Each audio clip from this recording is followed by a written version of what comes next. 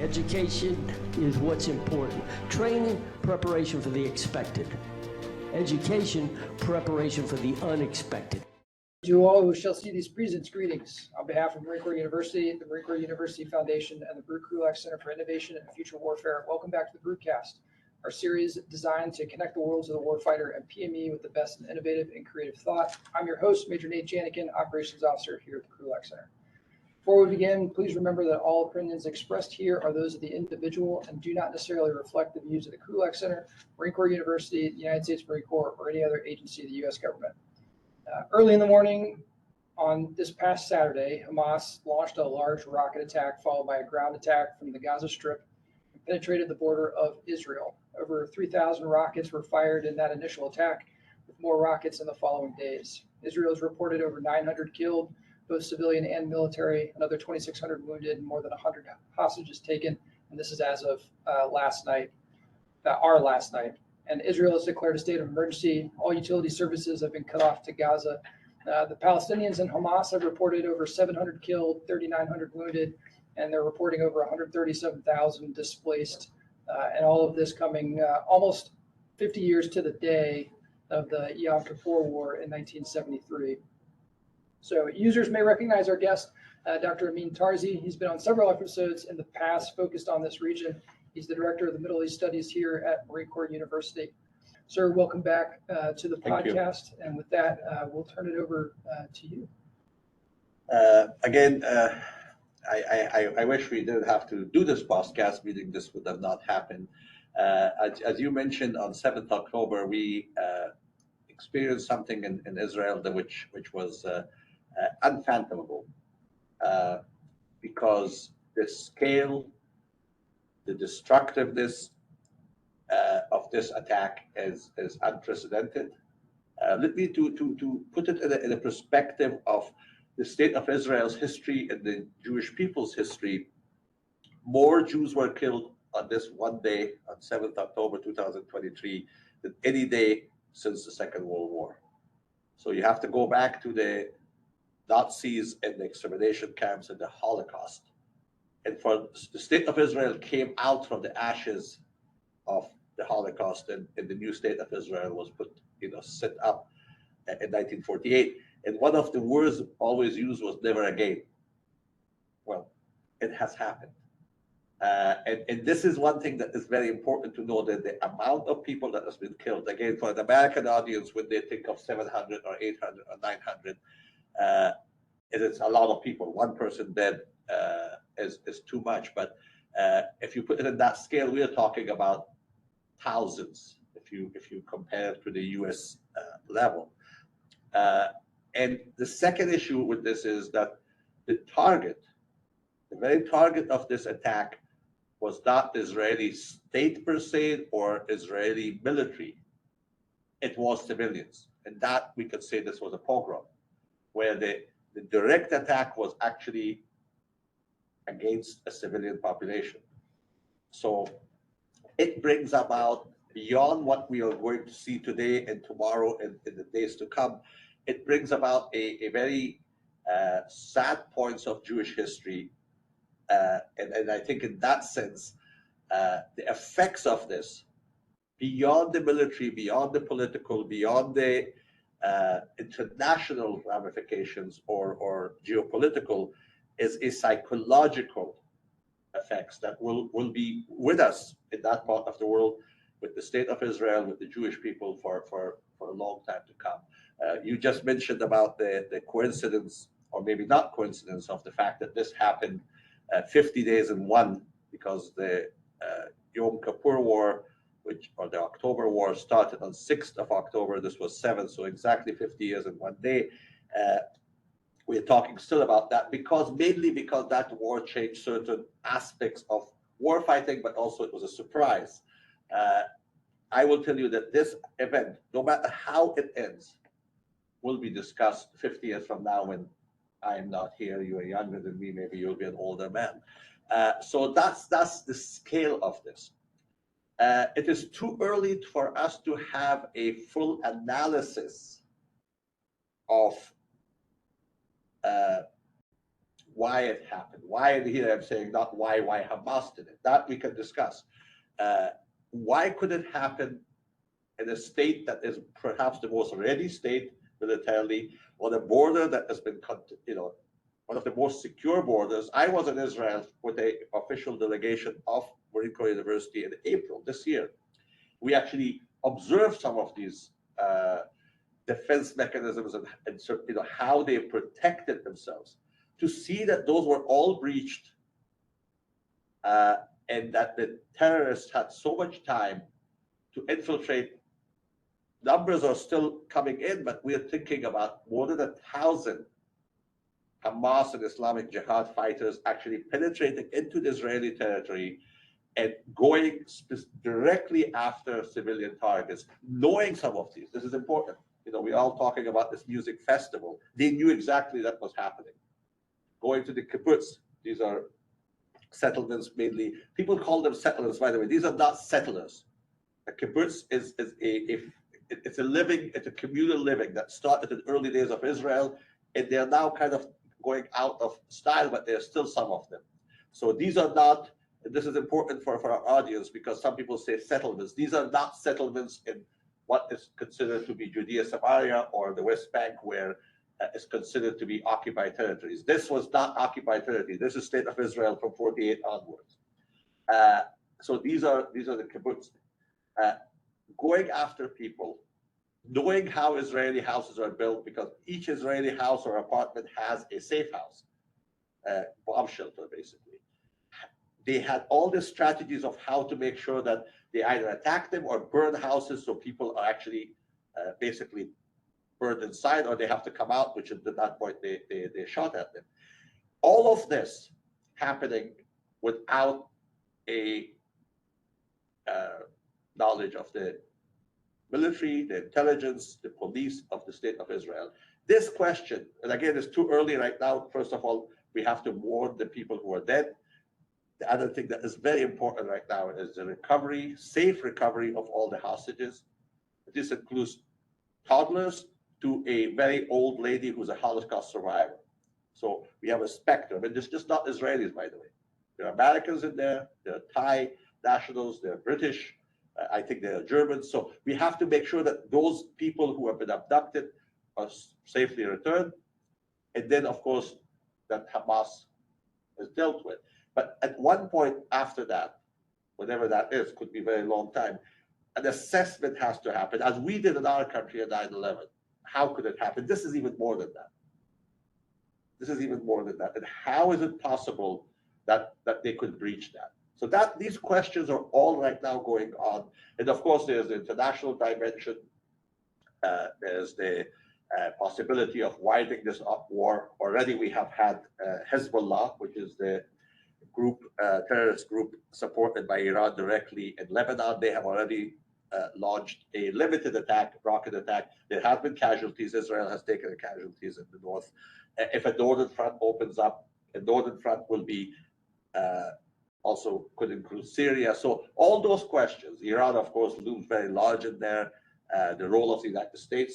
We already have one strike group very close to Israel with Gerald Ford, and there, what I read in the open media right now, that the Eisenhower strike group, which was scheduled to go to the Middle East from Norfolk, is on its way, or at least is going. So then you have two American strike groups, U.S. there. So this could get out of hand.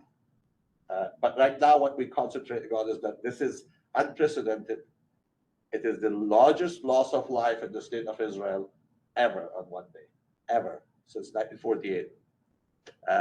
And again, as I said, the ramifications of what it would mean for the state of Israel, for the Palestinians. We have to think of them too, because there are civilians there too. There are more than 2 million. Nobody really has a direct census of how many people are in this very small place called Gaza, but it is more than 2.4, 2.3 to 2.6 million, most likely about 2.4 million. So that's where we stand right now. Again, I personally have a lot of friends in there. Unfortunately, one of my friends' daughter was killed and son-in-law. So for us in America, this is also very personal. That State of Israel is a very close ally.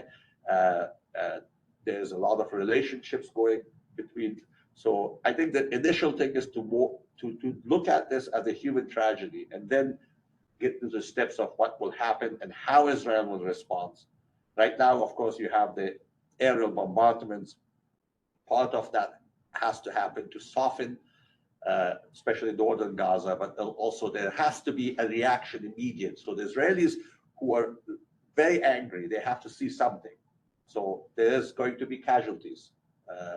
Israelis are calling on Palestinians to leave. The question here is leave where? Because Gaza on two sides is bounded by the State of Israel. On one side, it's the Mediterranean Sea, which is blockaded by Israel, and then the south is Egypt, and Egypt is not yet opened the border. So all of these questions are going to be discussed as we move on. So I think, one of the things I've seen in more than one place since Saturday is a comparison to 9/11 or even Pearl Harbor. And I think, based on what you've been saying just now, it sounds like that is a comparable, for the state of Israel, this is comparable to, the United States and Pearl Harbor, not in terms of a loss, but just kind of that surprise and the comeback from that surprise. 9/11, I think even percentage-wise between population, the loss that we suffered on 9/11, I think is still smaller percentage-wise for the whole population than what Israel is suffering. I would actually say it's a combination of both of those. So this would be for Israel a combination of if you look at it from a U.S. perspective of 9/11 and also the Pearl Harbor. Pearl Harbor was much more a military target, and 9/11 was a civilian target. And this one, if you look at it from that perspective, the main target here was the civilian, but militarily, it has that surprise element that the Japanese Imperial Army at the time had, and the Navy mainly had in Hawaii. So that's a very good comparison. I think also psychologically, on both those effects, the December, what happened in Hawaii, and then of course 9/11. For us in the United States, I can say that 9/11 hit home. I'm from New York. We are still struggling with it, and the questions about it. Have we won that war? That's an open question. We launched two major campaigns. I'm not even talking about the smaller campaigns that are ongoing in Africa, and we have troops in Syria. Who are they fighting? They're fighting ISIS.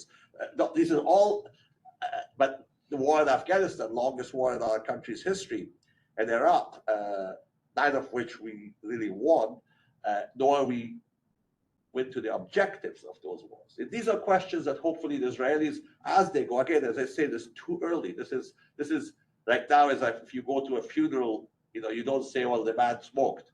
If somebody is dead, you go there and pay your respects and make sure that everything is calmed down and that doesn't happen. And then we go back and see what the cause. I think in the state of Israel, I'm just saying this as an analyst, I'm not an Israeli citizen, there will be a lot of soul searching. And the way we did it, we had the 9/11 Commission. In case of Pearl Harbor, we had a much more direct victory. It was no questions about it. When Japan signed that treaty of surrender on deck of USS Missouri, that ended it. And not only that, we made Japan our best ally until today. That is a victory that is unprecedented. Not only we defeated the enemy, but we turned the enemy into a pillar of democracy, a pillar of our own security system with them. So that is something that the United States did, which is almost unprecedented. Unfortunately, 9/11, that's not the case. Today, the Taliban are ruling Afghanistan. So if anybody wants to think that this is, I don't know if this is not a joke, but the Taliban have said they want to come to defeat Israel if the Iranians and the rest of the countries on the way, Jordan and Iraq, lets them. So for Israelis, this will be another issue. Yes, militarily they could achieve a victory. I don't think they're going to achieve a Pearl Harbor victory. What does that mean? Okay, total Hamas destruction. That could be. But Hamas is not, changing of Hamas's mind. I don't think that's going to be possible. So killing the leadership, perhaps, but leadership of Hamas do not live in Gaza. They live in Doha. They live in other countries in the region. So how do you, and there's also, it's more ideological. In case of Japan, there was a tendency of an imperial tendency that the same government, you know, Emperor Hirohito was still in power. He was still the emperor. They changed direction. It was a democratic country at that point that decided that they changed course. How are we going to do that? Or how are the Israelis going to do that without giving Palestinians some sort of a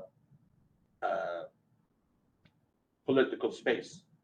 These are all the questions that I'm just throwing out there.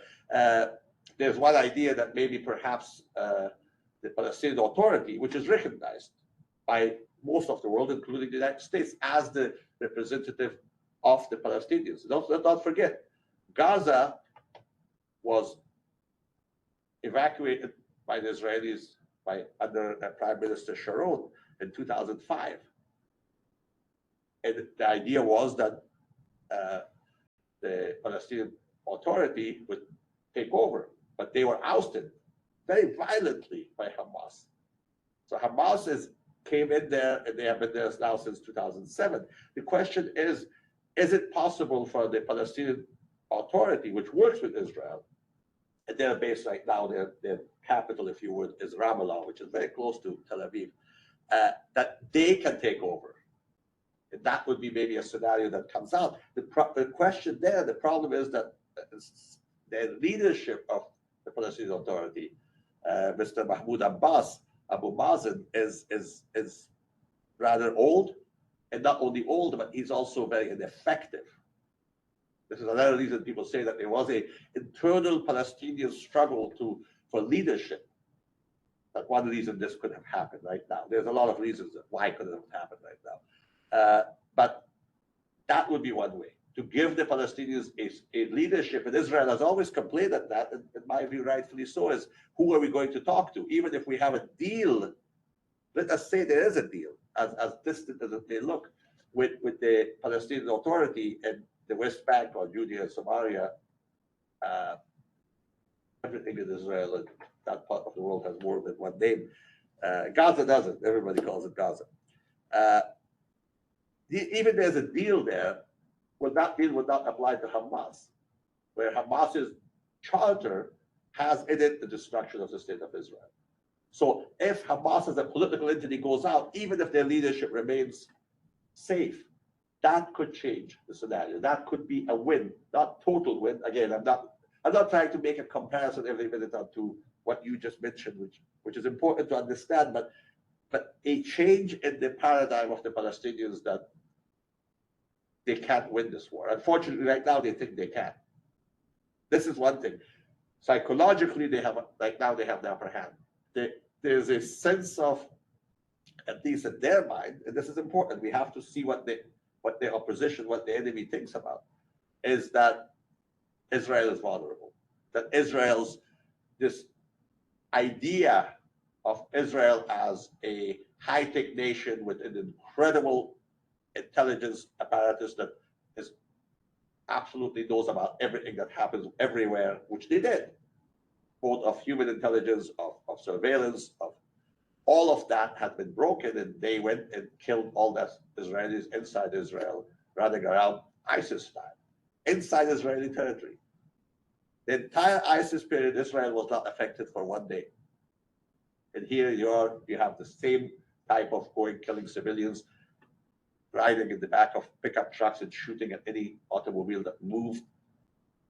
So that has an effect, and unfortunately may give the people in the Hamas organization as Islamic Jihad a sense of victory bigger than what really it is. It is a big victory for them, but it is also a sense that it may be bigger and may give the Israelis a sense of, he had that after the 73 war, that a sense of vulnerability, which some people could even say that they may not be so bad, that Israel was caught off guard in 73 because of hubris and overconfidence that they had after 67.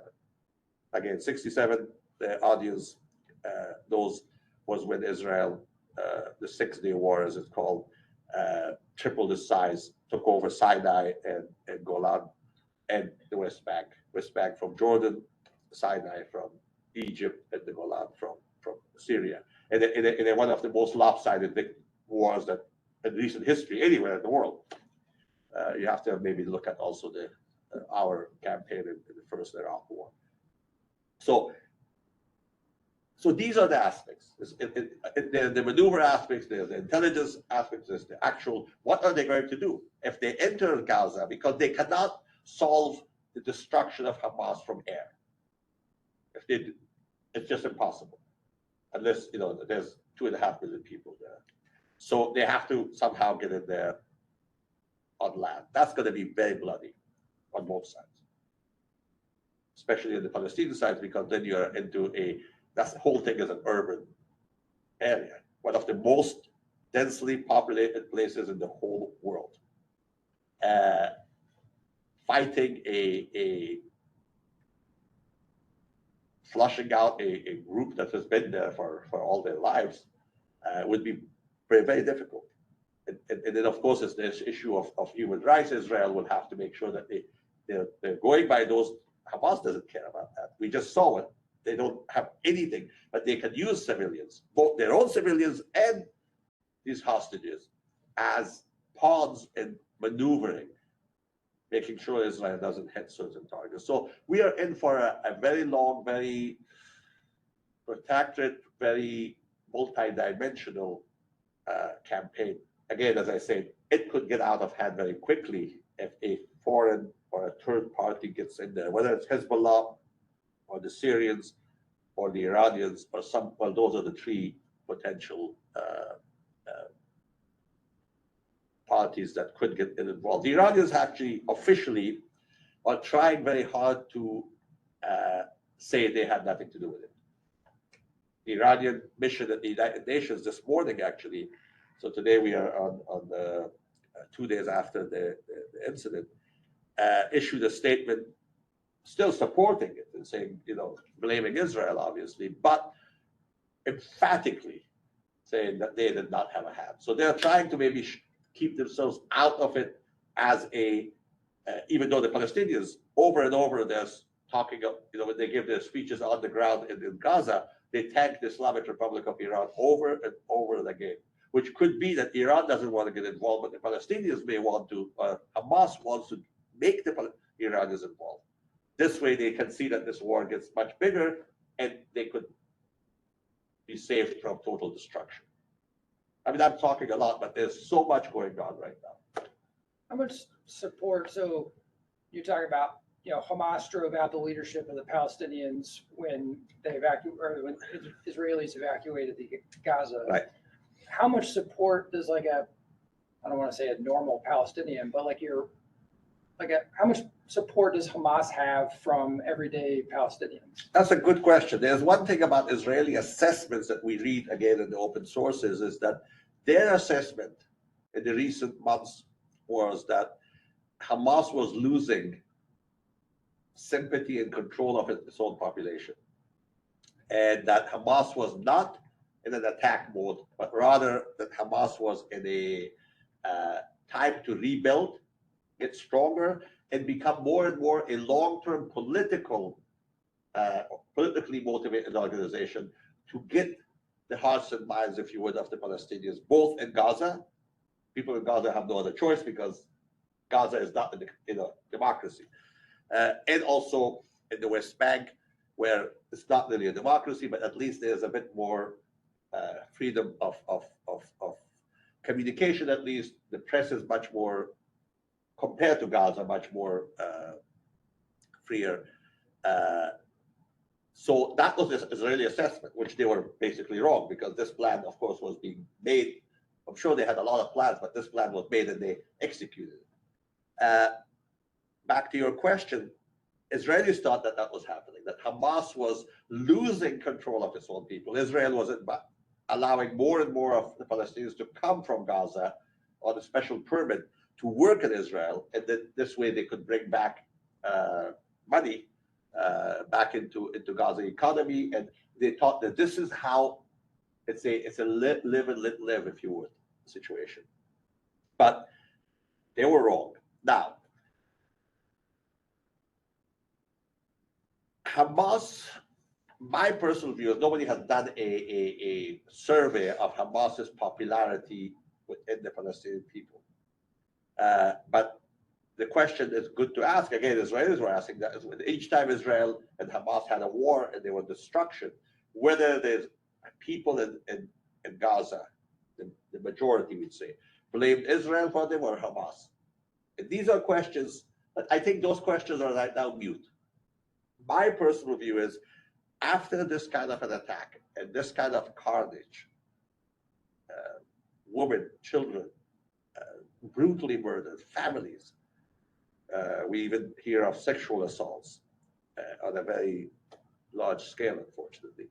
All of this, I don't think the Israelis will negotiate or deal with Hamas. They never negotiate with Hamas except for short, exchanges and all that. But I don't think existence of Hamas in Gaza will be an acceptable. Again, I'm saying this from my very, very preliminary observation, will be acceptable for Israel. Like for the United States, President George W. Bush said it during his time, we couldn't, was that we will basically destroy Al-Qaeda's leadership, and we will make sure that they would not have an ability to terrorize the United States of America or our allies. And to a large degree, we did that. And finally, under President Obama, Osama bin Laden was finally caught, and well, he was killed. And Al-Qaeda as such has not been very powerful. Yes, the ideology, I don't think, in the beginning, when President Bush was still president, there was a whole movement of trying to change the mentality, democratization. One reason that Iraq was, my view, this is my personal view, I think the invasion of Iraq complicated the situation much more, but the idea behind it was that democracy in Iraq and democracy in the rest of the Arab world would actually change the ideology of groups such as Hamas. And that we failed. We actually failed more than what it was. There's less democracy in the Arab world today than it was before. So yes, we get how Israel will go. I don't think Israel will have that kind of a idea. It will be the destruction of Hamas. It most likely, in my view, will also be a understanding that this is a big military question for those of us here in the Marine Corps University or similar places. Is Israel is known as the high-tech nation.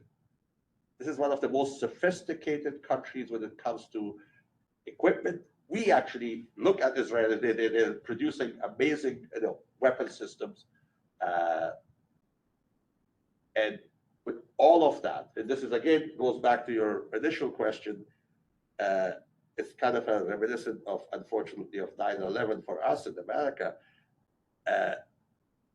There were very few sophisticated weapons used in this whole attack, the invasion, whatever you call it, attack, invasion. They used hand gliders, some of them homemade. They used a bulldozer to ram through the fences. They did use some drones, whether supplied by Iran or homemade, to destroy surveillance equipment or some other military equipment. But overall, it's basically assault rifles, sidearms, and they got there through hand gliders and just ran through a breach that they did in the wall. So they didn't use much sophisticated weapons. So it's a reassessment, because most of us in our militaries in the West are thinking high tech. Oh, it's going to be a high tech war. I was a grunt. I'm now not a military person, but what it was all about. You guys, just your time is over. Now it's all going to be this high tech issue and we're going to send drones to each other, maybe we all should think again. We didn't, 9/11, they used the most, they used civilian planes. Talk about asymmetry. Here, Israel was preparing for much more a different type of a militarily. For Hamas, they knew it was a terrorist organization, but the capability for them to actually breach Israeli territory. This is unprecedented. So all these things will come as we move through this thing. As I said, the pain and the funerals and the shock is subsides. And of course, again, as I said, the issue of the hostages, they were very smart. I mean, whoever planned this, they planned it in a very, very sophisticated way of making sure that it was a strategic assessment, not just a tactical, okay, we have an opportunity, we go and kill as many as we can. It wasn't just that. Yes, they did kill as many as they wanted. They had targets. The largest number of people killed are these youngsters who were in this rave dance party in the middle of the desert. So that was a sitting target, not protected. They're very young people just having a good time. So that's killing people. That's the shock for Israel. But then the idea of knowing where people are, knowing how to mitigate the safe, the bunkers in each house in Israel, and then making sure that they have hostages of all sides, all ages. This is very much a sophisticated understanding of Israel's society, and also a sophisticated strategic assessment of how to get what they want. Unfortunately, and I'm bringing Iran here,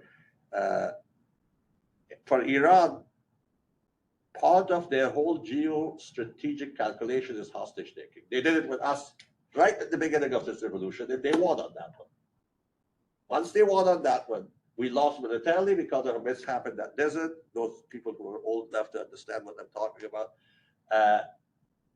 But also politically, we lost them there. President Carter could not get them out. And during the Iran hostage crisis, the lesson learned was America is vulnerable when you take those people. They used the same thing against us, using Hezbollah, the same Hezbollah that's still sitting in Lebanon, when they start grabbing Americans from Lebanon. And they got lucky, they grabbed the head of the CIA's office there, William Buckley. Once they did that, Reagan administration went into we broke our own laws. But President Reagan said it himself. People may remember the Iran-Contra affairs. That was all, and Iran got what it wanted. We and Israelis together were giving Iranians weapons to fight against the Iraqis, from TOW missiles to parts of the Hawk missiles. These are lessons we don't even teach them here anymore. I hate to say it. The Iranians have learned so much about that. Yes, you hurt the Americans. They had already killed Buckley.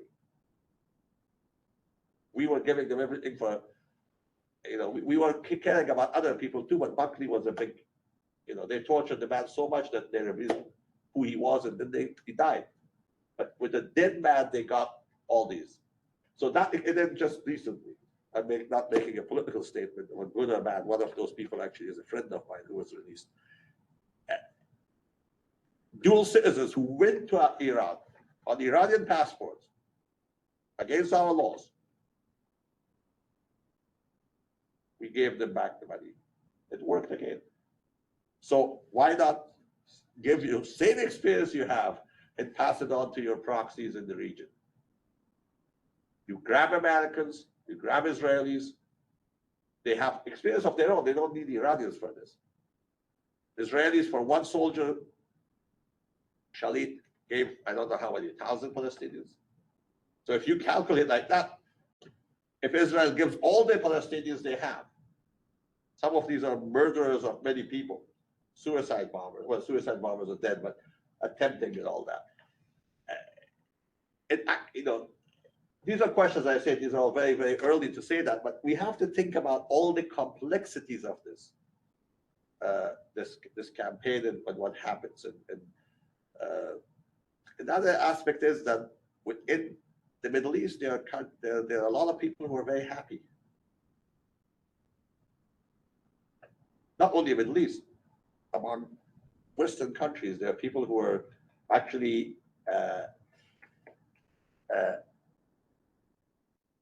some intellectually saying, well, Israel deserves this because they brought it to themselves. They have made life hell on the Palestinians. Some are actually cheering.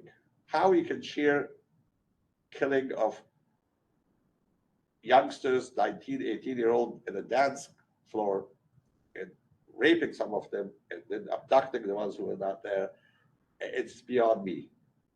So we are getting to a point also of, this is very, to me, it's disconcerting as a human being. Iranian, Afghan, American, Israeli, we're all humans at the end, in my view. To cheer that, no matter what.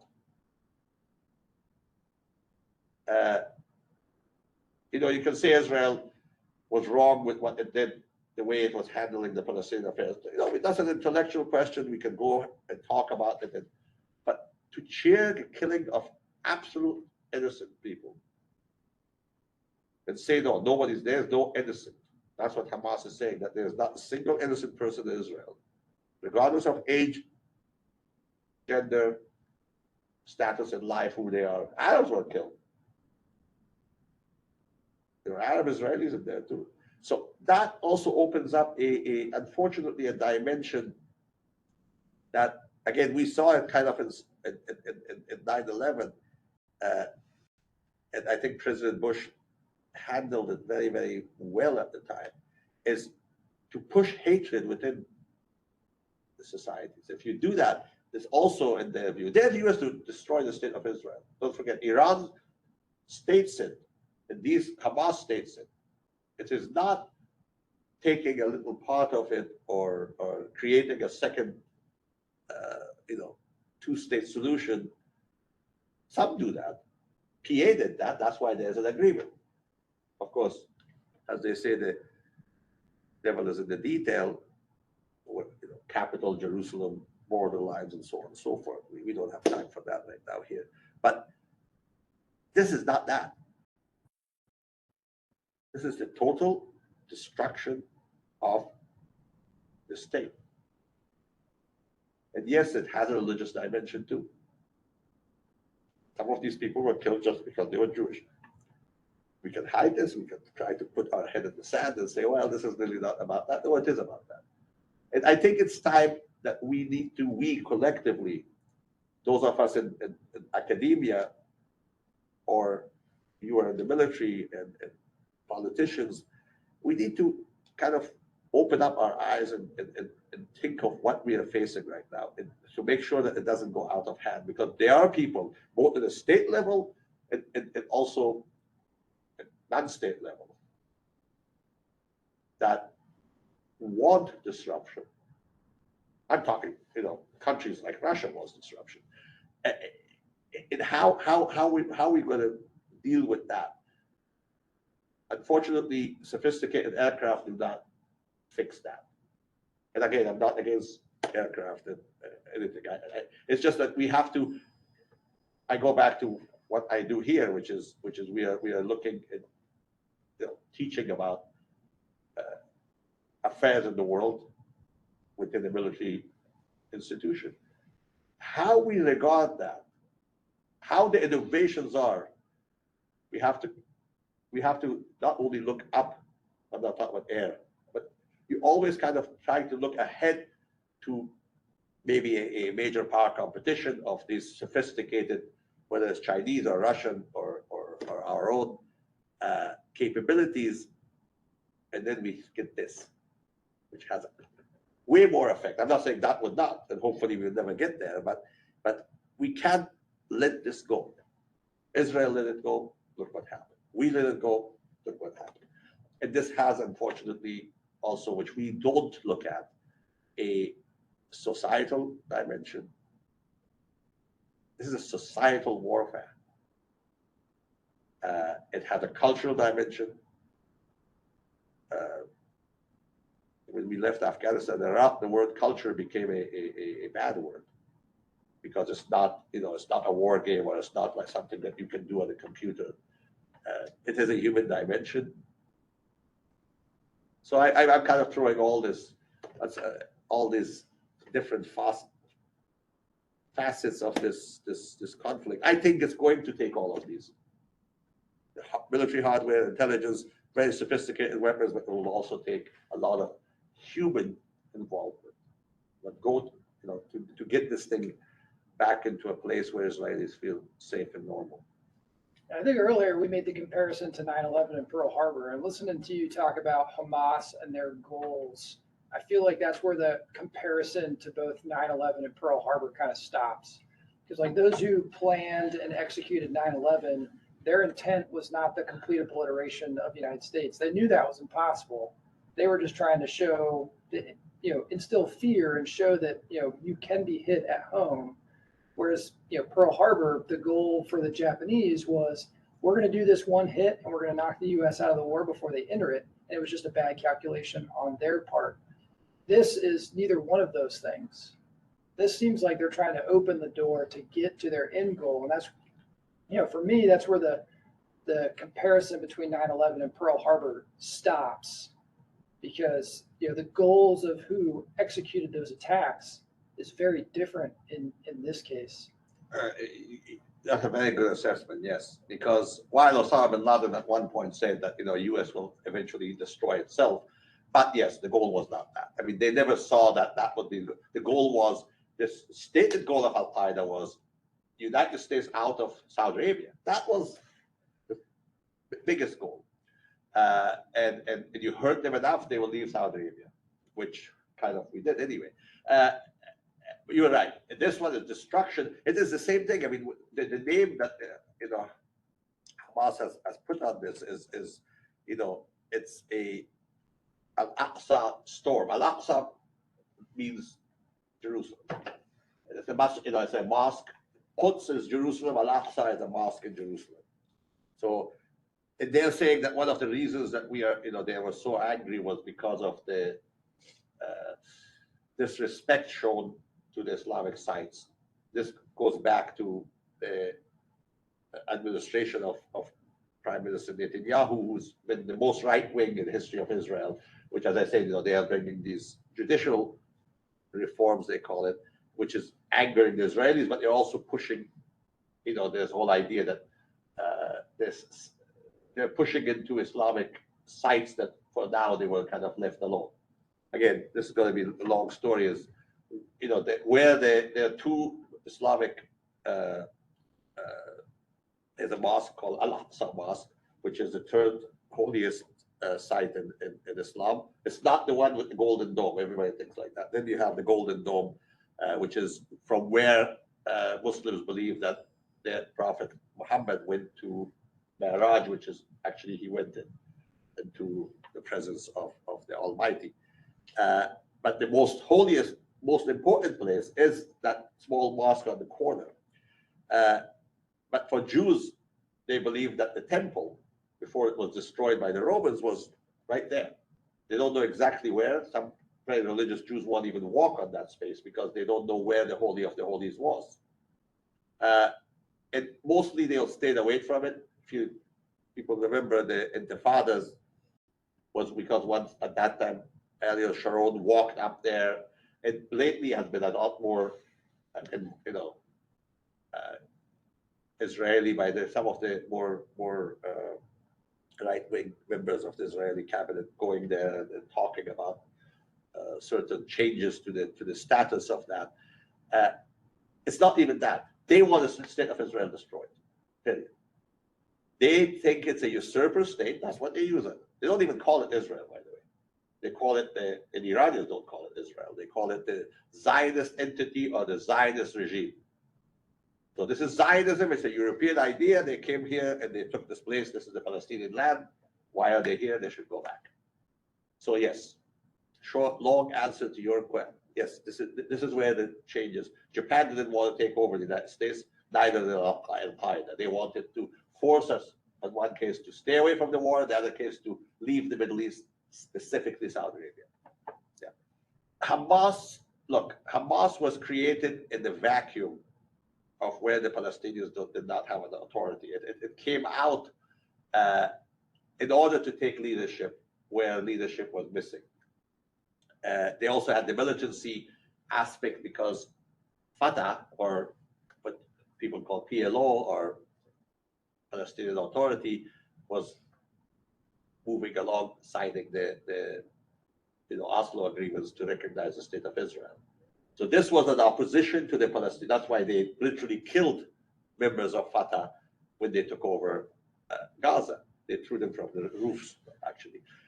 So this came in with a very, very specific idea. You Palestinians who signed the deal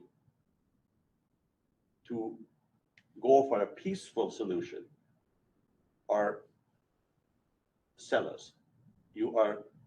This is no two-state solution. It's one Palestine. So that's where Hamas's charter is. Iran is a latecomer, and this is important. Hamas was not created by Iran, unlike Hezbollah. Hezbollah is an Iranian handyman. It's their most successful enterprise in what people call, non-state actor or proxies. And this is another thing that we need to really study. What is proxy? Who's a state, who's a non-state? What Hamas did 2 days ago, I would tell you no state in around that part of the world can do to Israel. This is another thing. Because and I teach political science outside of here, I teach international relations. International relations is based on the premise of almost the sanctity of the state. The state is a new thing. It comes out of the Westphalian model. So relatively new, relatively European. Well, very European, relatively new.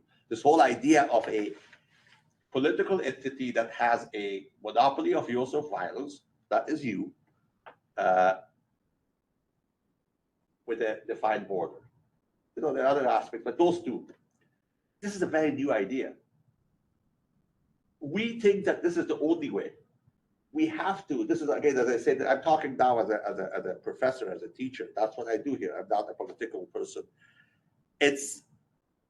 We really need to get ourselves down and dirty and deconstruct, reinvent ideas of what a state is. Because by calling Hamas a non-state actor, we are putting ourselves in a hole right there. Our mind says, oh yeah, they're a bunch of terrorists. They are terrorists, no question about it. There are terrorist states in the world too. But these guys are sophisticated. As I said, we need to find a different nomenclature, a different language in order to identify these problems we have. If not, we're going to always, we won't be destroyed. Israelis will win this one. There's no question. Look at the cost. We will win the wars or we'll leave, but we are here still. In Afghanistan, almost 10,000 people are dead right now. They don't even know what to do. It's a mess. And because of all this, there's no government there, an effective government. So there's a lot of prices to be paid. I think we need to get down and dirty here. This is not something that happens in the Ministry of Defense or for us, the Defense Department. It happens in the places like this to reconsider what this proxy. For Iran, these so-called proxies, this is their offensive defense. They are defending and offending at the same time. Right now, they have a success. When Hezbollah blew up all the Marines in Beirut in 1983, that was the biggest success they had. Not only they killed more Marines than any time since Iwo Jima, but they also showed that the vulnerability of America. Ronald Reagan was president, right? Not the worst. He left. And also this whole idea of how to hit us, how to look for soft targets. I was in Camp Lejeune. There's a monument there. They came in peace. They were there in peace. One reason that happened was because they didn't have rounds chambered. So that's a whole different story. The question is that we have to understand that in a way they're a step ahead of us because we put them in this category, okay, this is a non-state, and then we don't give them. It's not that we don't understand. You understand, individuals understand. Collectively, when we sit down together, this is maybe one of the things Israel did. They assessed that Hamas was on a live and let live situation. They assessed that Hamas was had a vulnerability aspect that they didn't want their people to be hurt, because we use our formulas of analysis. And this I'm speaking specifically to the PME, or for the listeners, the professional military education component. That's what I do. That's all I do. We really need to, we talk about innovation, we have to innovate in there. We have to go back to we have to go back to the assessment of what Hamas is. I think we will, because of what happened. 9/11 we did early on, but then we forgot it. We need to go back and see that it is a multi-dimensional. It's very ugly. I mean, ugly meaning it's very complicated. We don't like that. We like things in the Western model. We like things to be categorized. Okay, this is a state, works this way. Okay, there's models of state. We make little models, and then we are happy with that. And sometimes we change the reality to fit our models. Not that we lie, but our mindset actually accepts the reality as the model fits. Oh, okay, this fits right here. No, this is a different model. It doesn't fit that's what you said. The Japanese model was our model. That's why they're our ally. They didn't want the US to attack because they wanted us to, they thought that if they hit us hard as a deterrence, a discouragement, the US is not here, we're not, they will go. Well, as you said, they calculated wrong. But there was a calculation. And then when we hit them hard, we dropped 2 atomic bombs on them, right? They backed off, whether for that or for what the Marines and everybody else did on the island hopping. But this doesn't work there. We just saw it. Israel has this one thing, some people call it mowing the grass, that every time they go and mow the grass, meaning they hit the the Hamas, and then it grows up, then they hit it, and so it's kept. It basically is a management of the problem. Well, it didn't work. They thought the problem was being managed, and look what hit them. But also the important is that this attack, at least a year of prep. This just didn't happen. It's okay, well, we wake up. This is the 50th anniversary of the Yom Kippur War, and there's a party there that we have these sitting targets, young people, we got to go kill them. No. I mean, the number of rockets alone would have taken a long time to stockpile. Yeah, well, for that, the Iranians are the main culprit. They make some very rudimentary rockets in-house in Hamas. In Gaza, but that's where Iran is the biggest. I mean, doctrinally, they're helping them. Whether this was directed by the Iranians, we may never know. We may never know. But enabling, there's no question. Ma'am, did you have any questions? I'd like to know what the lessons are that we need to learn in this country from what just happened. Thank you. What we need to learn, first of all, in my view, is look at the small picture. As I said, that we look often in the big picture. We have to look down in the small picture. 2, that we have to be aware of human dimension of conflict, the societal dimension of conflict, that it could turn people very quickly, and humans would do certain things that are suicidal, if you would. Most people don't think that the majority of these people who crossed thought that they will go back. That sometimes causes are, whether it's religious or national or a combination thereof, if you have enough persuasion, people would do things that we don't think they're normal. This is another thing that I think for us in this country, and I'm not talking this in an international only, I'm talking about it nationally as well, that we have to be aware that the normalcy that we have, and I will say this with a lot of hesitation, that normalcy can be broken very quickly. I think this also says that we have to be, we cannot be too sure. We have to be vigilant. Vigilance doesn't mean we're always scared. Vigilance doesn't mean we don't do our barbecues. Vigilance means that we always stand watch. And sometimes these watches are very boring. Again, these are not the sexy things. Looking at aircraft from a foreign country or satellites or goes back to what I think, so societal dimension. I think we need to look at the societal dimension. And the last thing I say, that's why I'm here, education. We need to know a bit more about the rest of the world and ourselves. We seem to be thinking technology and thinking that if you Google something and you get some numbers, that's knowledge. Knowledge is not that. That's information. That's great. It's to internalize that and understand it. The word understand here is important in English language, at least. Epistemologically, you stand under something. You humble yourself to that information. And I think that is important. I am concerned about our country specifically on the education sector. That's what, I'm here. I'm in the education sector in a very different place.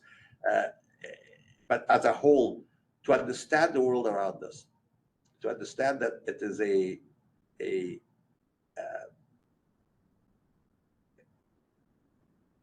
it's a very, very potentially volatile world. I'm not saying it is. Hopefully, it's not. But to look at that and learn. I mean, we have, of course, we have to support Israel, and we are doing that. And another thing is, this is political. This is not something that we can do. Is my personal view, again, this is me talking. In Afghanistan, other than the destruction of Osama bin Laden, which we did and we had to do, we didn't have a strategy. Neither did Iraq, other than the destruction of Saddam Hussein. We achieved both of those. Those were the first. And I hope in whatever we do here, if this thing gets out of hand, supporting Israel, that's not the question. There's no partisanship in America, and we will do that. But if this thing gets out of hand, I hope that our country goes with a strategy, a very clear strategy of what we do. And I say this is beyond my pay grade by much. The first things I said about education and about that's what I'm paid to do. But I hope that we have a strategy of what this whole thing means, because this could get out of hand. I hope not. But again, my last word here is condolences to all of our friends in Israel who have lost people. May their memories be with us and blessed. And I hope that the hostages, all of them from whatever country they are, return home safely and without any more damage to them. Thank you. Thanks for joining us. As always, we depend on support and feedback from the Team Krulak community to constantly improve our offerings and reach a wider audience. So if you have feedback on this episode, please take a moment to fill out the survey linked in the show notes to help us do better. Also, if you have enjoyed this episode, please hit the like button and subscribe to our channel on YouTube, or leave us a review on the podcast app of your choice. It truly does help us reach a wider audience. Thank you as always for your support, and we'll see you on the next episode. Education is what's important. Training, preparation for the expected. Education, preparation for the unexpected.